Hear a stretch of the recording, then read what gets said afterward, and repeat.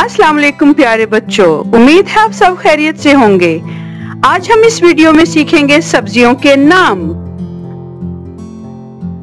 अलिफ अ अदरक, अलिफ मद आ आलू, बे ब बैंगन,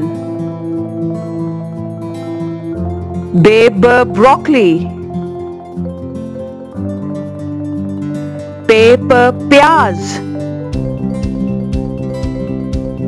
पे प पालक,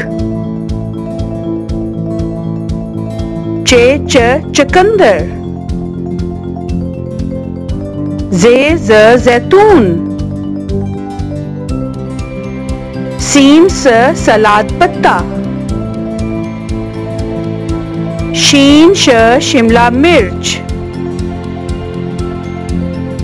शीन श शकरकंदी,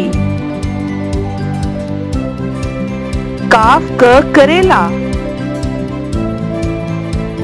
काफ क कद्दू,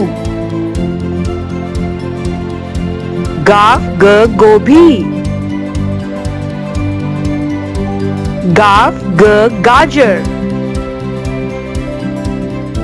लाम ल लहसुन, लाम ल लौकी, मीम म मशरूम, मीम म मूली,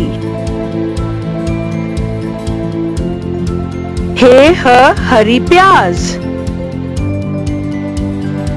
वीडियो देखने का बहुत शुक्रिया। चले मिलते हैं अगली वीडियो में जिसमें हम सीखेंगे फलों के नाम।